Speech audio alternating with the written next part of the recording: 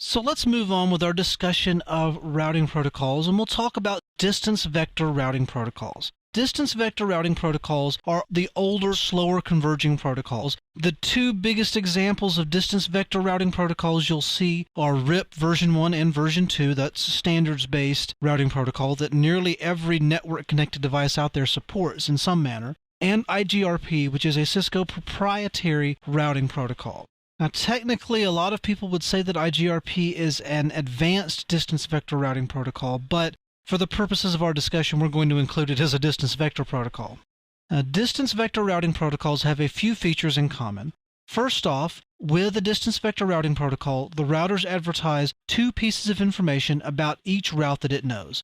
The first is the distance, how many hops is it to the destination network in question, and the vector, what direction or what interface do I use to get to that destination network, hence the name distance vector. I love it when people use logical names for things. Now, the reason you really won't see any distance vector routing protocols in use much in modern networks is because distance vector always chooses the shortest route regardless of link speed. And of course, I have some of my patented and trademarked network diagrams on the next slides to show you why that may not be the best method to get from point A to point B.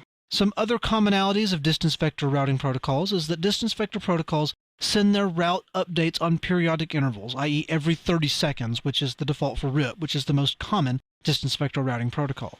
This is in contrast to link state, which sends an update every time a link goes up or down.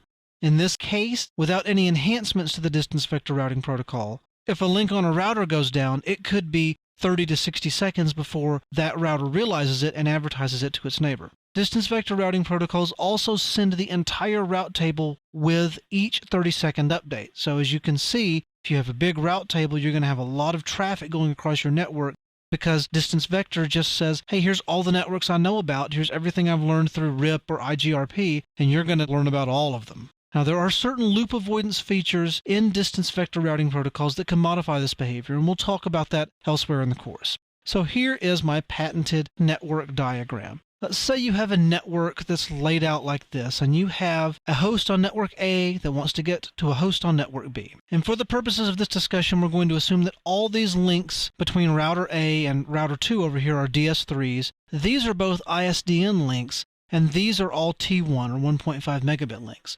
Now, you can look at this as a human being and say, well, duh, even though this top path up here is more hop, it also has the fastest links, and therefore I'm going to send all my traffic to router A because it'll get to router 2 and over to network B quicker. However, if you're running a distance vector routing protocol like RIP version 1 or version 2, this is how RIP sees your network. It sees, well, this way is 5 hops, this way is 2 hops, and this way is 3 hops. I'm going to send all my traffic through this middle path. It's only 2 hops to get to network B. Never mind that this is the slowest link in the network. This is like an ISDN backup link. It's only 2 hops, one to the ISDN switch and one out to network B. And this, my friends, is why distance vector routing protocols are not really used on enterprise networks. There are some other reasons, slow convergence times, route poisoning, so on and so forth. We'll get into that when we talk about some of the convergence issues elsewhere in the course. But I found these two diagrams pretty much illustrate why you only use distance vector routing protocols if you have to, if you have some device out there that only supports RIP. And then in that case, I would actually recommend, why don't you just run RIP between that guy and his default route and redistribute the RIP routes into OSPF and vice versa. So I hope that's been illuminating, and that concludes our initial discussion of distance vector routing protocols.